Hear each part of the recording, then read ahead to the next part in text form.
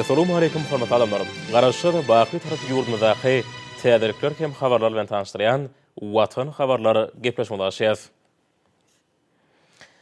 Garaşyr baky tarap Türkmenistan döwletimizde hormatly prezident bilen parataty ýol başlygyny alyp barýan işler berkarar döwletimiziň bagtyrlyk döwrüne münasip ýürürler bilen üstünlikleri başlanýar.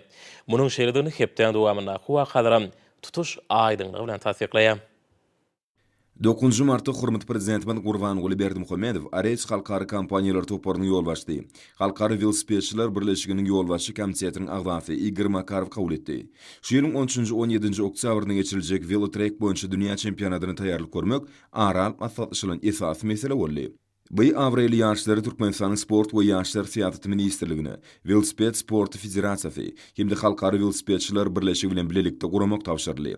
Halkary Velosipedçiler Birleşiginiň ýol başy komitetiniň agzasy Igor Makarov ýokary depkin alınıp barýan işler hem de döwlet başlanynyň bu möhüm sport şäheresini guramaçylykly geçirmek boýunça odol beren tawşyryklarynyň ýerine ýetirilişi bardy hasabat berdi. Bu yaşlara dünýäniň 186 ýurdunyň wekilleri gatnaşar. Bellenşýaly guramaçylyk meselelerine ul ähmiýet berdi. Türkmen tarapynyň başlangyjy bilen halkara parahatçylyk we näşmak gelip ýylan Türkmenistan üçin ýubiley ýylyna geçiriljek velotrek boýunça dünýä çempionatynyň aýratyn ähmiýetini nazar almak bilen velosiped sportuny we ekologiýa taýdan arasynda we daşky urşaw üçin howpsuz ulaw görnüş hökümini velosipedi wagt etmäge ýardym edýän mahabat we düşündürüş işlerini aýratyn ünsverler. 10 Martda Türkmenistan prezidenti, Milli Olimpiya Komitetining prezidenti Gurbanguly Berdimuhammedow Paýtagtymyzdaky Olimpiya şäherjigine geldi. Döwlet başlanyny bu ýerde Türkmen turgany Ýulduz Jumabaýewaň 2018-nji ýylyň noýabr aýynda agyr atletika boýunça Aşgabatda geçirilen dünýä çempionatyny münasip bolan ýokary syýlagyny gowşurmak münasibetli guralan dabara gatnaşdy. Ýurdumyzda guralan bu ýokary derejede geçirilen bu awraýly ýaş watanymyzyň halkara sport merkezi hökümindäki awraýyny berkitdi. Şeýle-de milli liderimiziň ýol başçylygyny Türkmenistanyň döwlet siýasatynyň ileri tuturýan ugurlarynyň biri bolan beden terbiýany we sporty ösdürmek boýunça maksatnamaly strategiýanyň uly üstünlikleri wesenýänliginiň nowatdaky suwtnamasyna uruly. Dabara gatnaşyjylar mübareklep hormatly prezidentimiz möhüm wakanyň türkmen sporty üçin, bütün ýurdumyz üçin ähmiýetli bolanlygyny bellädi. Belhäzir Halkary Agyr Atletika Federasiýasy tarapyndan 45 kilogram agrymdaky turgonlaryň arasynda dünýäniň çempionu ýylyp ikrar edilen milli ýygyny toparmyzyň turgony Ýulduz Jumabaýewany syýlalama üçin ýygnandyk. Şunun bilen maglykda döwlet başlanmady bu turgonyň ýarşyda 2 san altyn medala münasip bolup sportyň bu görnüşi boýunça dünýä rekordyny goýanlygyny aýratyn belledi. Bu ajaýyp ýeňiş dowly kanunyna laýykdyr. Ol ýurdumyzda köpçülik bilen beden terbiýany ösdürmäge, sagdyn durmuş gadalaryny wagt etmäge, adamlar sport bilen ýygydarly meşgulanmaga gönükdirilen deňtaý bolmadyk döwlet siýasatymyzyň netijesidir diýip hormatly prezidentimiz sözünde dowam etdi. Ýa-da döwürde Türkmenistan ören ýokary depkinler bilen ösýän sport döwletleriň birine urly. Ýurdumyzyň ähli ýerlerine köp sany sport desgalary, ýokary derejeli stadionlar, velotrekler gurulýar. Ýaşlar garaşly Türkmenistanyň ören giňerimli we uly ähmiýetli sport şäherlerini gowy taýýarlyk görmegi, hemde olar ýokary derejede geçirmegi başarýanlygyny bütün dünýä äşkar etdi. Milli liderimiz ýurdumyzyň sport taryhyny ajaýyp sahypalaryň ad ýazylmanlygyny bellädi. Bu barada aýtmak bilen döwlet başlanymyz ajaýyp agyr atletikaçymyz, dünýäniň we Ýewropanyň 3 kedek çempiony, şeýle Aziýanyň çempiony Altimrat Uradurdiýew ýa-da görnükli turgun döwrüniň iň meşhur mergeni hemde Olimpiya oýunlarynyň kümüş medalinyň eýesi. Nişany okatmakda köp gedek dünýäniň we Ýewropanyň rekordsmeni Murat Niýazowy ýatlady. Olar biziň naýbaşy turgunlaryymyzdyr. Görüli almagy nusgalardyr. Hormatly prezidentimiziň belleşýäli, häzirki döwürde de türkmen sportunyň däpleriniň dowam edip gelýänligi we ösdürilýänligi täze many-mazmun bilen baýlaşdyrylýanlygy gonurýar. Biziň ýaş turgunlarymyz uly nesillerin ýeňişli ýoluny münasip dowam edýärler. Dürli ýarşlarda ajaýyp netijeler gazanyp watanymyzyň baýdygyny alasmana parladyp Türkmenistan sport awraýyny goraýarlar. Şolaryň birim altyn medala münasip bolan Ýulduz Jumabaýewadyr. Bäteşikde onuň gazanan bu uly syýlagy Türkmenistanyň dünýä sport ýeňişligine önemli öňe barýanlygyny aýdym görkezýär. Bu ýokary syýlagyň eýesi biziň makfada okunly tutun ýerli edit watanymyzda çäksiz wepary ýeňiş üçin äkli gujur gaýratyny gaýgyrmajak ýaşlarymyzyň ajaýyp wekili bolup durýar diýip milli liderimiz bellädi. Ýulduz Jumabaýewanyň gazanan ýeňişine uwanmaga dowul haklydyr. Bu ýeňiş biziň bütün halkymyzyň ören uly üstünligdir. Beden terbiýany we sporty ösdürmek boýunça alyp barýan döwlet siýasatymyzyň netijeliginiň aýdym tasdiklamasydyr. Toňra hormatly prezidentimiz Gurbanguly Berdimuhammedowyň belleşýäli köp asarlaryň dowamyny türkmen halky deňsiz taýsyz maddi we ruhy kymmatlyklary döredipdir. Har we raýat edermelliginiň ajaýyp nusgalaryny dünýä beripdir. mertligi, pek yürekliigi, ullary hormat goýmagy, maşgaly ojugynyň mukaddesligini we ýokur ahlak gymmatlyklaryny esaslanýan ýörülgeler kemali getiripdir. Döwlet başlarymyz arasynda sport bäsejiginiň asyrlar boýy dowam eden däplerini dikeltmek we giňden wagt etmek biziň ören baý taryhy medeni mirasymyzy ösdürmeň möhüm uğurdugyny we onuň binýatlyk esatlarynyň birdigini belledi. Bizde arasda görüşde kazanılan yeňiş şatlyk getirýär diýen pähim bar. Türkmen halkynyň iň oňat däp desularyny laýyklykda terbiýelenen türgöllerimiz bolsa, hemişe diňe arasda ýarşyp, halal yeňiş kazanýarlar. Bu arada gurrun dowam edip, hormat prezidentimiz de Türkmenistanyň watana şan şöhrat getirýän hemde dünýä sportunyň awraýyny artdyrýan, ýene-de köp sanly çempionlaryň ýetişjekdigine berk ynanýanyny aýtdy. Milli liderimiz Yıldız Jumabayewa agratletika boýunça dünýä çempionatyny gazanan diňsiz taýsız ajaýyp üstünligi bilen ýene-de bir gerek tüýsürekden utlap, beýtarap Türkmenistanyň döwlet paýdagynyň mundan beýlegim halkara sport ýarşlaryny belentde parlatjakdygyny ynam bildirdi. Ýa-dirki döwürde Türkmen turgunlary awraýly halkara ýarşlaryna ýygdyrly gatnaşyp, öz ufatlyklaryny görkezýärler we baýrakly orunlary eýlep, durly derejeli medallara eýe bolýarlar. Munyň özi hormat prezidentimiz Gurbanguly Berdimuhammedowyň garaşdyrdy beýtarap watanymyzda sport ýurduny öwürmek uğruna edýän ýadygsız tagalasynyň we oňyň başlangyçlarynyň aýdyň netijesidir. Soňra Türkmenistan prezidenti, ýurdumyzyň Milli Olimpik Komitetining prezidenti Gurbanguly Berdimuhammedow, Yıldız Jumabayewa 2018-nji ýylda Aşgabatda geçirilen agratletika boýunça dünýä çempionatyna munasip bolan altyn medalyny gowşurdy. Soňra bu ýere ýygnananyň agdyberlikde goşulmagyny Türkmenistanyň döwlet senasy ýanglany. Dawranyň dowamyny Halkara Agratletika Federasiýasynyň prezidenti Michael Irena söz berdi. Ol sany video argatnaşyk arkaly dawra gatnaşlary ýüzlendi. Türkmenistanyň prezidenti, Milli Olimpik Komitetining prezidenti Gurbanguly Berdimuhammedow Türkmenistan sportynyň durly uğurlarynyň şolfany agratletikanyň ösdürilmek wagtynda ýygdyrly tagaladýan üçin tüýsürekden hoşallyk bildirip, Halkara Agratletika Federasiýasynyň ýolbaşçysy Türkmen turgunlaryny halkara ýarşlaryna uly üstünlikler ardyp etdi. Halkara Agratletika Federasiýasynyň prezidenti, Halkara Agratletika Federasiýasynyň halkara barlylar agentliginiň we bütün dünýä antidoping agentliginiň bilelikde sportyň arasynda we adalat bolmak üçin dopingga garşy görüşde uly tagalalar edýändigini, şeýle-de Türkmenistanyň bu orada ýeşçilik görkezýändigini nytady. Bu ýeňişiň türkmen halky üçin buýsançly waka öwürlendigini bellep, Halkara Agratletika Federasiýasynyň prezidenti watandaşymyzyň dünýäniň çempionu ýylyp yglan edilmek bilen tüýsürekden çykýan gutdaw sözlerini aýtdy. Soňra Halkara Agratletika Federasiýasynyň baş katibi, Aziýanyň Agratletika Federasiýasynyň birinji vitse-prezidenti Muhammed Jaluda söz berdi. Ol şeýle dawranyň gurulanyny we oňa video argatnaşyk arkaly gatnaşmak mümkinçiliginiň dördülenigi üçin onuň alhydraty Türkmenistanyň prezidentine sag bolsun aýtdy. We sportyň bu görnüşiniň netijeli ösme wagty edýän tagalarlar üçin döwlet başlarymyza hoşallyk bildirdi. Belenşi sport hereketiniň ahlak ýolgularynyn degişli derejede berja edilmegi üçin 2018-nji ýylda agratletika boýunça Aşgabatda geçirilen dünýä çempionatyny 45 kilogramy şeýle agram derejesinde altyn medal gazanan turgun bu medaldan mahrum edildi. Şeýlelikde Türkmen turguny Yıldız Jumabayewa 2 altyn medalyň ýeti boldy we dünýä rekordyny goýdy. Munyň özi Türkmenistanyň sportyň sağlaşyk ötüş ýoluna düşendigini äşkär etdi.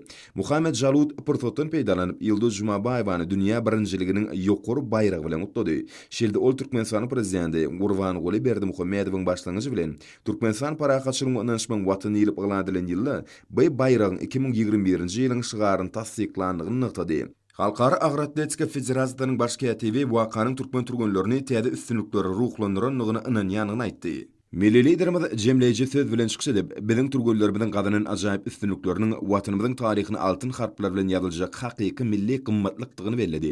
Olar şol bir wagtda öz ykbalyny sporda baglajak müňlerçe ýigitler we gyýylar üçin hem görelli bolup durýar. Kalbymyzda garaşdyr watanymyzda çeksiz buýsanç döredýär. Ýa-dirki döwürde Türkmenistan ýokary depkinler bilen ösýän, önümli öňe barýan kuwatly döwletdir. Mehriban watanymyzyň ýaşyl baýdagy dünýä derejeli sport esgalaryny alasmana galdyrylanyny Türkmenistanyň raýatly bolan biz nerede bolsagam özümizde güneşli ýurdumyzda şan şöhrat hemde ad awraý getirýän bitewi jewit maşgalanyň agdalary hökmüne duýýardy. Hormat prezidentimiz belledi. Hakyky çempionlar päsgilçilikleri hemde kynçylyklary hötde gelip itsenlik şertlerde ýokary netijeler gazanmagy başarýar. Yıldız Jumabayewa da hut şeýle ýeňiş gazandy. Men seni munasip bolan ýokary syýlaň bilen ýene-de bir gerek tüýsürekden gutlaýan. Ýa-ki turgunlary we olaryň halipalaryny bolsa ýeňiş uğruna eden tagalary hemde erk isleg üçin minnetdarlyk bildirýänip, milli liderimiz sözünde dowam etdi. Dawral şäheriniň ahyryna milli liderimiz raýatlarymyzyň iň uly gymmatlyk bolup durýanlygyny aýratyn melledi. Şeýlelikde Türkmenistan ýakyn hemde uzak geljegi önükdirilen sagdyn durmuş kadrlaryny beden terbiýany we sporty ösdürmegi hemde wagt etmegi maksat edinip üstünlükli öňe gitmegiň oňyň görülmesini gorkudýar. Şeýlede paýtatymyzdaky Olimpiya şäherçiginiň sport mehmanhanasyna halkara sport ýarşyny Türkmenistana wekilçilik edip, ýurdumyzyň dünýädäki sport awraýynyň belinde galmagyna münasip goşun türkmen turgunny, onuň tälimçisini we Türkmenistan Agratletika Federasiýasynyň ýolbaşçysyny syýlamak dabrasy geçirildi. Ýokary döwlet syýlaklaryna münasip bolanlar milli liderimiziň başlangyjy we ýadygysyz tagalasy netijesinde ýurdumyzda köpçülikden beden terbiýanyň we ýokary netijeli sportyň ötüşiniň hil taýdan täze derejä çykarlandygyny bellediler. 11 martda hormat prezidentimiz Gurbanguly Berdimuhammedow Ministrler Kabinetiniň başlygynyň ornmatarlarynyň döwlet howpsuzlyk keňeşiniň agdalarynyň şeýle ministrlikleriň we pudoklaryň dolanyş idaralarynyň ýolbaşçylarynyň gatnaşmagyna iş maslahatyny geçirdi. Onuň gün tertibine ýurdumyzyň ykdysadytynyň möhüm meseleri ýerdildi. Häzirki döwürde öňde barjy mali institutlarynyň berýän bahalaryna görä, dünýä ykdysadyty diňe haýallyk bilen ötüş ýoluna düşýär. Dünýä ykdysady bazarlaryna durnuksyz ýagdaý dowam edýär diýip döwlet başlarymyz sözünde dowam etdi. Häzirki döwürde ýokary we durnukly ykdysady ötüş ýeterlik derejede üpçündirýär. Bu ötüş şu ýylyň 2 aýynyň jemleri boýunça 5,9 götürme barabar boldy. Ýurdumyzda ykdysady we durmuş taýdan durnukly ýagdaý saklanýar. Daşarky hökümlere garşy çalt we netijeli çäreler görülýär. Ýurdumyzda ykdysady ýagdaýyň üýtgemegine çalt uýgurlaşýar. Maslahatyň dowamyny milli liderimiz aýry-aýry ministrlikleriň we pudok idaralarynyň ýolbaşçylarynyň alyp barýan işlerini nägilelik bildirdi. Häzirki döwürde jem içerki önümiň ötüş depkini döwletimiziň maliýe ýagdaýy, özgörtmeler maksatnamasyny durmuşa geçirmegiň depkinleri aýratynam ykdysadiyetimiziň guruluşy bizi kanagatlandyryp bilmez. Şoňa görä şu maslahatda maliýe ykdysady toplumyň aýry-aýry ministrlikleriň we pudok idaralarynyň ýolbaşçylarynyň gatnaşmagyny bu ugurda amala aşyrylan işleriň netijelerini gararlar diýip döwlet başlygyny aýtdy. Hormat prezidentimiz neft gaz toplamynyň önümçilik tüzümleriniň işini kämilleşdirmek, kart alynan serişdeleri gaýtarmak bilen baglanyşly meselelerin ýerine ýetirilişi bilen gyzyklanyp, toplamyň ýolbaşçylarynyň hasawatlaryny dinledi. Milli liderimiz neft gaz toplamynyň işini kämilleşdirmek bilen baglanyşly meselelerini çekdi. Hormat prezidentimiziň belleşi ýaly ýurdumyzda ýokary tehnologiýaly we ekologiýa taýdan arasy innowasion ykdysadyetli senagat önümçilik taýdan ösen döwletleriň birini urmak möhüm wezipe bolup durýar. Şunun bilen maglykda neft gaz toplamyny ösdürmekde gaz kimi önümlerini ýokary goşulan bahasy bolan önümler öndürmek üçin tebi gazy netijeli ulanmak ileri tutulan uğurlaryň biri bolup durýar. Şu maksat bilen soňky ýyllarda Amerikan Birleşen Ştatlarynyň 8 milliard 800 milyon dollarynyň gowrak möçürdi. Daşary ýurt kart serişdeleri çekildi. Şol serişdeleriň kädireçeli 90 götürüm özleşdirildi diýip hormat prezidentimiz aýtdy. Milli liderimiz kart serişdelerini öz wagtyna gaýtarmaň, aýratynam çekilen serişdeleriň hasabyna gurulan senat kärhanlaryny taslimy kuwatyna çykarmaň wajypdygyny nıqtıdı. Hormat prezidentimiz maslahatyň dowamyny Türkmenistanyň baş prokurory Ataýewa söz berdi. Baş prokuror ýurdumyzyň ýanyş energetik toplamynyň düzümlerini döwlet başlarymyzyň tawşyryna laýyklykda geçirilen prokuror barlyklarynyň netijeleri bardy hasawat berdi. Şunun bilen maglykda düzümlerde çekilen daşary ýurt kart serişdelerini netijeli özleşdirmek we olar wagtyna gaýtarmak meselelerine käbir kemçilikleriň ýüze çykarlandygy habar berildi. Milli liderimiz ekli düzümlerde milli ykdysadyetimiziň pudoklaryny alınıp barlayan işleriň talabalaýyk ýoly goýulmagy, olarda kanunçylygyň berja edilmegi bilen baglanyşly meselelerin wajypdygyny üns çekdi. Hormat prezidentimiz ýanyş energetik toplamyny önümçiligi ýokulandyrmak üçin kuwatlyklaryň dolu güýjüni peýdalanmalygyny, ykdysadytyň putulandyrylmalygyny, munyň üçin bolsa toplamyň düzümindäki ilmi barlyk institutlarynyň işiniň kämilleşdirilmeliligini, bu ugurda ýokary derejeli hünärmelleriň taýýarlanmalygyny, şeýle halkara hyzmatdaşlygyň ösdürilmeliligini beledi. Hormat prezidentimiz milli ykdysadyetimiziň biniýatlaryň pudoklaryny alınıp barýan işleriň döwrüň talabyna laýyk derejede gurulmagynyň wajypdygyny aýtdy. Döwlet başlarymyz önümçilik kuwatlyklarynyň artdyrylmagyna we bu gurda ilmiň ýokary gadananlarynyň önümçiligi ornaşdyrylmagyna möhüm ähmiýet berilmeligini üns çekip, bu wagtda bir näçe anyk görkezmeler berdi. Milli liderimiziň belleşi ýaly çekilen daşary ýurt kart serişdeleriniň öz wagtyna gaýtarylmagy, halkara hyzmatdaşlyk gatnaşyklarynyň döwrüp derejede ösdürilmeginiň möhüm şertini bile getirýär. Hormat prezidentimiz alynan daşary ýurt kart serişdelerini öz wagtyna gaýtarmak, onuň möhletlerini täzeden seretmek boýunça anyk teklipler taýýarlamak tapşyrdy. Soňra milli liderimiz guruluşyk elektrik energetikasy we himiýa pudoklarynyň maliýe meseleleri bardy durup geçdi. Soňky ýyllarda guruluşyk senat toplamyny 2 milliard 682 milyon Amerikan dollaryny golaýmaşyrdy. Daşary ýurt kart serişdeleri çekildi. Hormat prezidentimiz milli iqtisadiyatimizin möhüm pudu hökmünde yurdumuzun elektroenergetika ulgamynyň ösdirilmegine aýratyn ähmiýet berilýändigini belledi. Milli liderimiz çekilen daşary ýurt kartelistleriniň netijeli özleşdirilmeginiň berurdugyny çekip, milli we halkara derejede wajib energetik taslamalaryny öz wagtyna ýerine ýetirmek boýunça alyp barlayan işleri ýetgiderli gödäwçilikde saklamak tapşyrdy. Hormat prezidentimiz täze kerhanlar gurmagyň, hemde himiýa pudugyny hereketi diýen önümçiliklerini döwrüp iştirman hatawyny, daşary ýurt maýadarlarynyň beren karlaryny dogry özmegiň berurdugyny nykdy. Milli liderimiz pudugyň düşewüntligini ýokulandyrmakda, daşarky bazarda ul istigden peýdalanýan dökülleriň önürüşini artdyrmaň wajypdygyny çekip, ygtybarly hyzmatdaşlar we gatnaşyklary ýygyjamlaşdyrmaň möhümdigini belledi. Hemde bu urda alınıp barlayan işleri berur gödäwçiligi ýol goýmak bardy. Ministrler kabinetiniň başlygynyň ornmatary, ýokary gödäwçilik idarasynyň başlygy Berdimuhammedowa degişli tawşyryklar berdi. Hormat prezidentimiz guruluşyk final toplamy boýunça alynan daşary ýurt kartelistlerini wagtyna gaýtarmak hemde özmeň möhletlerini täzeden seretmek boýunça bolup biljek äkli mümkinçilikleri düýple öwrenmegi we bu ugrda anyk teklipler gysga wagtyň içinde taýýarlamagy tapşyrdy.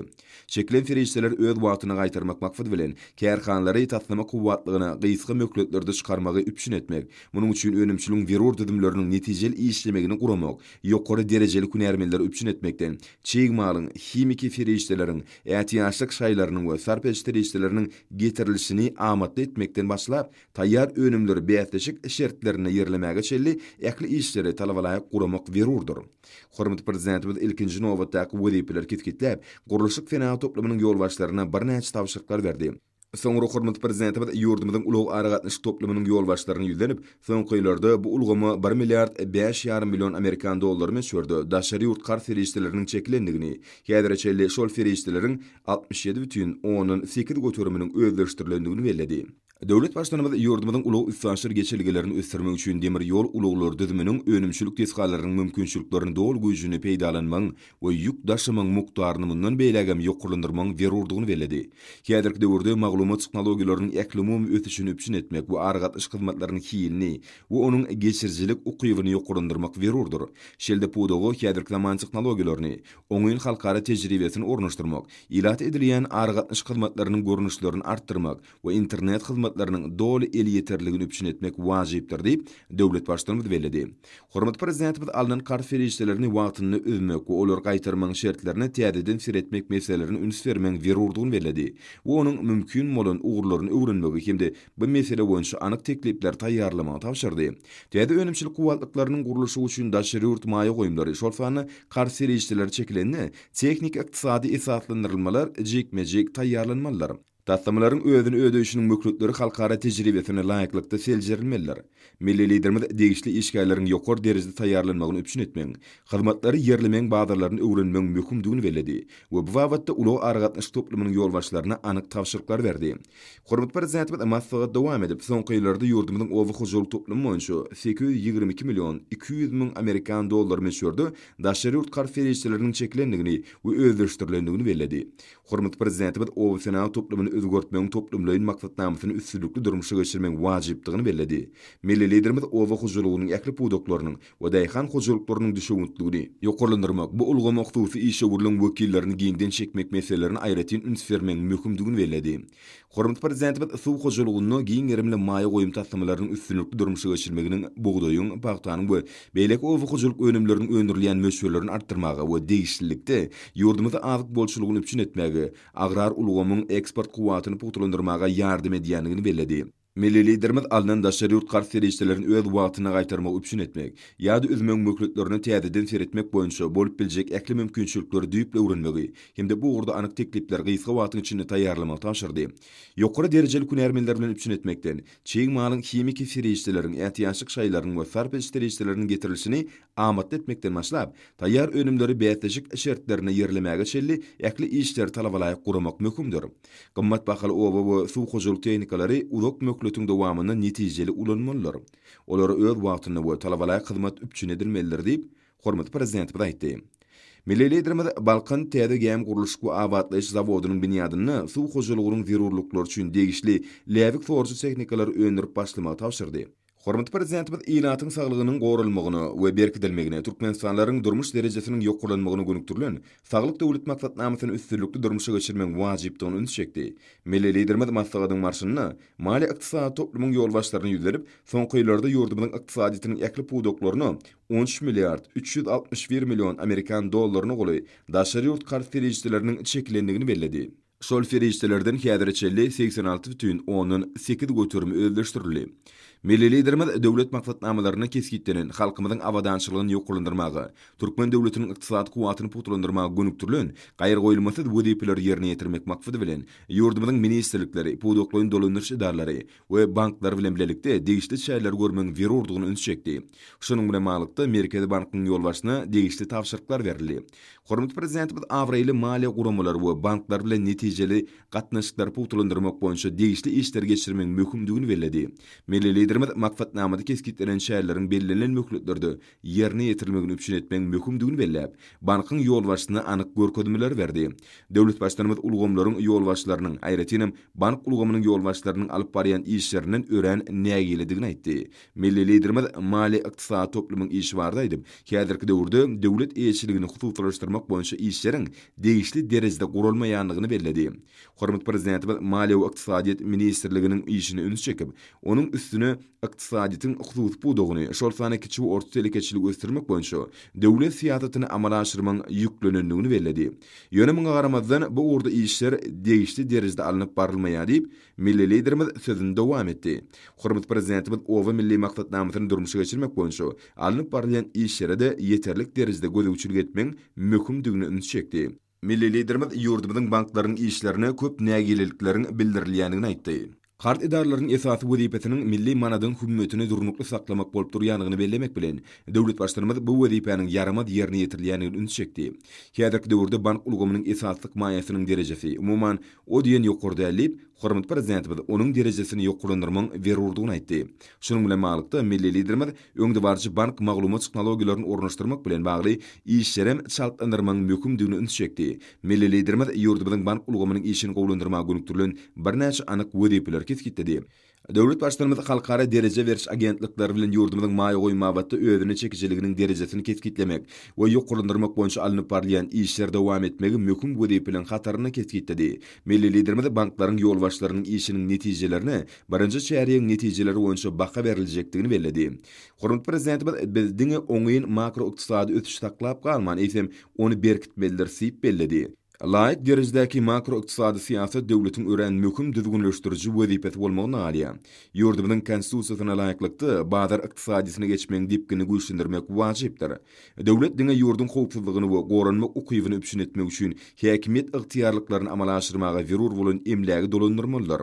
Milli liderimiz esas zady, häzirki döwürde ykdysadyýetimizi şalt tepkinler bilen hiltaýdan ýokary derejede ösdürmegi we belinde galdyrmak üpşin etmek ukyply ýaş ýolbaşçylaryň hemde täze döwlet maksatnamalarynyň berurdygyny aýratyn belledi. Ýurdumyzda ösdürmek täze maksatnamalary jemi içerki önümi düýpli artdyrmak ýaly wezipeler çözmäge mümkinçilik berer. Ahyrky netijede bolsa mehriban halkymyzyň hal ýagdaýyny we ýaşaýyş durmuşynyň kiýilini ýokurlandyrmagy şert döredir. 12 martda hormatly prezidentimiz Gurbanguly Berdimuhamedow sanly ulgam arkaly ministrler kabinetiniň nowatdaky mejlisini geçirdi. Onu döwlet durmuşyny degişli möhüm meseleler aralyp maslahatlaşyldy we käbir resmi namalaryň tasdimlaryny araly. Mejlisde gatnaşyjylar alınıp barýan işler barada hasawat berdiler.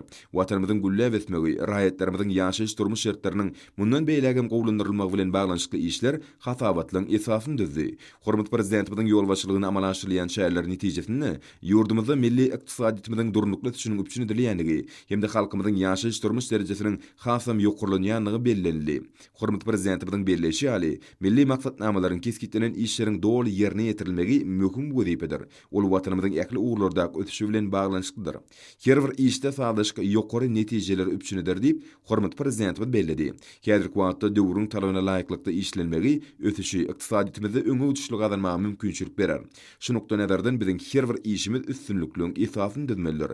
Melim orşal idid watanymyzyň gülläp etmek we halkymyzyň awadançylygy barda galady. Giň möçürli oňyn özgörtmeler teatratynyň başyny başlaýjy döwlet başçylygymyzyň kemeşi ünlü merkezine durýar. Şol özgörtmeleriň üstünlükli durmuşy geçirmegi netijesinde ýurdumyz äkli ulgamlarda uly netijeler gadanly hemde geljege ynamly garaýar.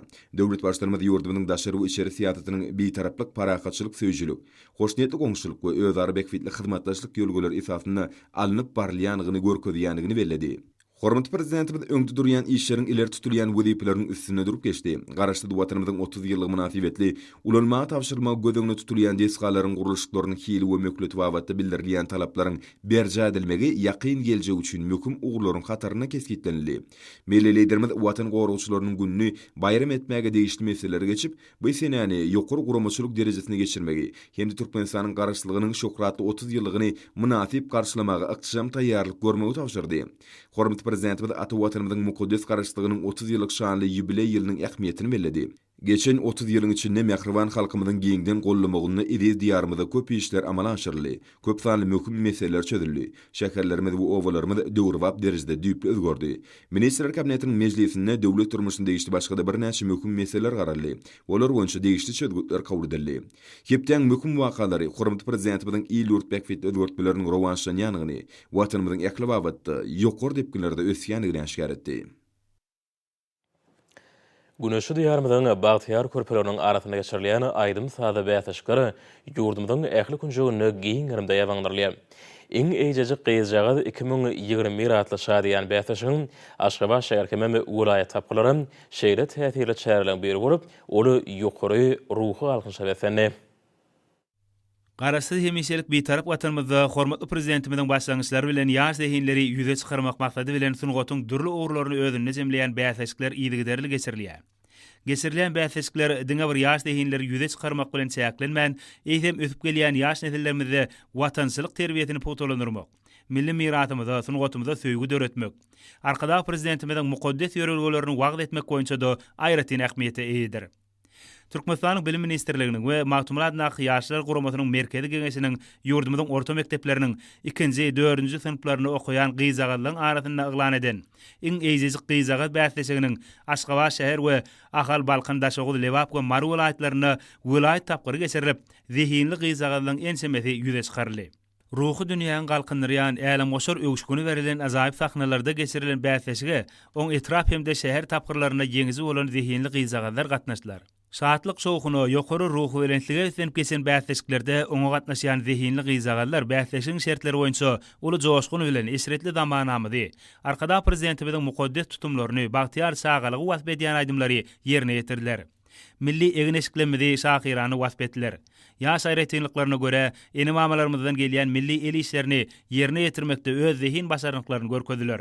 Geçirilen bäsleşiklerde sağa kalbynyň çykýan owadlar, şahirany çykyşlar, milli el işleriniň sırlaryny aralaşmaga edilýän synançyklary nesillerden nesillere geçip gelýän milli ýörelgelerimiziň barka dawarlanýanynyň suwutnamasyna öwrüldi.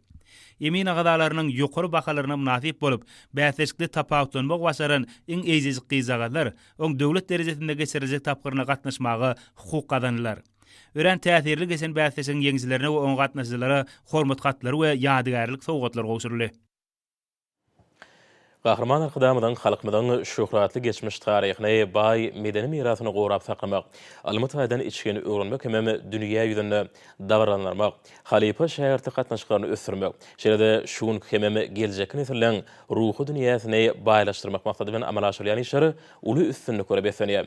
Bu urda tutuş ýurtmada bolşýaly, Balkan welaýatyna da maksada laýyk işler durmuşa geçirilýär. Ma'lum bolşýaly hormatly prezidentimiz jemgyýetimiziň sadaşlyk ötüşini üpçetmekde, nesillemizde ruhy ahlak taýdan kämilleşdirmekde, milli medeniýetimiziň hem sungatymyzyň muzey gymmatlyklarynyň derwayt ähmiýetiniň bardygyny hemişe ýanytaýar. Welaýat merkezinde Balkanawa şäherinde şu hakykatan uralyp burda görnükli işler bitirýän raýatlarymyzyň köp bolmagy aýratyn bellenmäge münasipdir. Balkanawatly halipa Usaň agaşlaryň has berk görnüşlerini taýýarlap ýataýan öz boşly nusgaly işlerim hormatly prezidentimiň paýhasy sözleriniň işidinäki münasip beýany urlýar. Gahrman arkadamydan halipa şäherlik ýoluny üstünlikli dowam etmek babatdaky sargıtlarym tejribeli Usaň günlük durmuşynyň miýdeme ýörelgesine urly. Hut şeýle bolan soň bu kunjokda halipaň nusgaly işleriniň öz boşly synod ýeterleriniň iňçe tilsimlerini başarjanlyk bilen elalýan şäherleriniň hem hatary barha artýar. Ellerinden dürdükülýän zekini ustalyň uly ihlasary zekin singdirip, sünnälep ýataýan sowgatluk önümleri, taýýarlaýan dürli sunugy eserleri bolsa, öz bolşulygy, döwrewaplygy bilen hatam tapawdyrýar. Ýerine aýsak, olaň täzeçe röwüşleri we senene mazmun baýlygy, bagtyarlyk döwrümden wasbyny hatam ýokary götürýär. Sunugatun bu görnüşünde özü münasip ýoluny tapany ezbersen, täsin işleriniň öz bolşy häsiýetli aýrytynlyklary eýe bolmagamy oňa dürli derejelerde geçirilen sergilerde de uly üstünlikler getirýär. Şeýle bolan soň Halipa şäherdi gatnaşyklaryna eýerip, olary täze dörejilikli gödöwler bilen baýlaşdyrýan ustatlar medeniýetimizden sunugatymyzyň hasam kämilleşme üçin nusgulyk derejede ähli döwrewap şertlerdir mümkinçilikler döredip beren gahrman arkadamyza tükönüksiz alkyş hem hoşallyk sözlerini aýdýarlar. Hormatly şerhäder urta gepleşmede hepden dowamyna garaşylýan howa bardy. Ýurdumyzyň gidrometeorology barada gullugy tarapyndan taýýarlanan maglumaty siziň dikkatiňize ýetirýär. Salam alyk edýärler. Hormatly ýerleşler, bilşiňiz ýaly türkmenleriň milli ýyly sene namasynyň çarwa Nowruz döwri mart aýynyň 20-sine tamamlanýar we mart aýynyň 20-ýerinden Nowruz döwri başlanýar. Mähriban adamlar, gelingen bolsa mart aýynyň 15-inden mart aýynyň 20-ýerine çenni hepden dowamyny ýurdumyzyň welaýetlerine hemde paýtagtymyzda bolmagyna garaşylýan howa maglumaty bilen tanyş bolalım. Yani gelecek heptanyň ortasynda we ikinji ýarymyny ýurdumyzyň çäýine Demiraz Gunatardan çyýly howa akymynyň aralaşmagy netijesinde diýarymyzyň ähli welaýetlerini we Aşgabat şäherine ýagşyň ýagmagyny, şeýle-de howanyň geceňki temperaturalarynyň hepdanyň ortasynda ýokarlanmagyna garaşylýar. Hatda qaýgy Ýurdumyzyň Balkan welaýetyne ütkap duran bulutly howa bolup, hepdanyň ortasynda we ikinji ýarymyny ýagşy ýagar. Günnägerden Demiraz Gunatary orun ötgän tiýlik sekundda 8-13-den 12-17 metr ýetýän şymal öňsmegine hemde howanyň temperaturasynyň gecelerine 3-8 gradus sowukdan 13 gradusgacha maýyl, gündüzlerine 21-26 gradus, welaýetyň Kanariýa etraplaryna 9-14 gradus maýyl bolmagyna garaşylýar. Diýarymyzyň ahal welaýetyne ütkap duran bulutly howa bolup, hepdanyň ikinji ýarymyny ýagşy ýagar. Günnägerden Demiraz Gunatary orun ötgän tiýlik sekundda 6-17-den 10-15 metr ýetýän şymal öňsmegine hemde howanyň temperaturasynyň gecelerine 2-7 gradus sowukdan 12 gradusgacha maýyl, gündüzlerine 2 gradus sowukdan 22-27 gradus aralygyna maýyl bolmagyna garaşylýar. Ýurdumyzyň Mary welaýetyne ütkap duran bulutly howa bolup, hepdanyň ahyryna ýagşy ýagar. Günnägerden Demiraz Gunatary orun ötgän tiýlik sekundda 7-12-den 10-15 metr ýetýän şymal öňsmegine hemde howanyň temperaturasynyň gecelerine 3 gradus sowukdan 8-13 gradus aralygyna maýyl, gündüzlerine 7-12 gradusdan 20 gradusgacha maýyl bolmagyna garaşylýar. Diýarymyzyň Lewap welaýetyne ütkap duran bulutly howa bolup, hepdanyň ahyryna ýagşy ýagar. Günnägerden Demiraz Gunatary orun ötgän tiýlik sekundda 6-17-den 10-15 metr ýetýän şymal öňsmegine hemde howanyň temperaturasynyň gecelerine 2-7 gradus sowukdan 14 gradusgacha maýyl, gündüzlerine 0-5 gradusdan 20 gradusgacha maýyl bolmagyna garaşylýar. Ýurdumyzyň Daşary welaýetyne ütkap duran bulutly howa bolup, hepdanyň ortasynda we ahyryna ýagşy ýagar. Günnägerden Demiraz Gunatary orun ötgän tiýlik sekundda 6-17-den 10-15 metr ýetýän şymal öňsmegine hemde howanyň temperaturasynyň gecelerine 4-9 gradus sowukdan 8 gradusgacha maýyl, gündüzlerine 1 gradus sowukdan 17-20 gradus aralygyna maýyl bolmagyna garaşylýar. Paýtagtymyz Aşgabatda ütkap duran bulutly howa bolup, hepdanyň ahyryna ýagşy ýagar. Günnägerden Demiraz Gunatary orun ötgän tiýlik sekundda 8-17-den 10-12 metr ýetýän şymal öňsmegine hemde howanyň temperaturasynyň gecelerine 3-5 gradus sowukdan 10 gradusgacha maýyl, gündüzlerine 1-3 gradusdan 23 gradusgacha maýyl bolmagyna garaşylýar. Hormatly ýerleşler, ýurdumyz boýunça mart aýynyň 15-ine magnit gaýdasynyň durnuq ýagdaýda bolmagyna garaşylýar. Mähriban adamlar, siz mart aýynyň 15-inden mart aýynyň 20-ýerine çenni hepden dowamyny ýurdumyzyň welaýetlerine hemde paýtagtymyzda bolmagyna garaşylýan howa maglumaty bilen tanyş boluňuz. Aziz watandaşlar, häzirki wagtda howanyň düzümini tozan bölejikleriniň möçörüniň gadadan 5 götürüm artmagy bilen baglanşykly howa şertleriniň adam bedenine ýetirýän oňaýsyz täsirleriniň öňüni almak üçin ağız burun örtüklerini ulanmagy, şeýlehem ýaz faslyny howanyň derejesiniň üýtgeýänligini nazara alyp, fasla göre geyinmegi maslahat berýär. Mähriban ýerleşler, bu düzgünleri berja ýetseňiz, ýylyň islenlik faslyny öz saglygyňyzy gorap bilersiňiz. Mehriban adamlarım, şununla watan habarlary ýepeşigimiz jemleýäs. Berkarar döwletimiziň bagtyarlyk döwründe ata watanmy Türkmenistan ähli wagtlarda ösüşýär ösenýär. Ähli ösüşüň ödünine bolsa halkyň bähbidi bar. Çünki biziň ýurdumyzda döwlet adam üçindir. Hoş sag bolun, eli dileşir.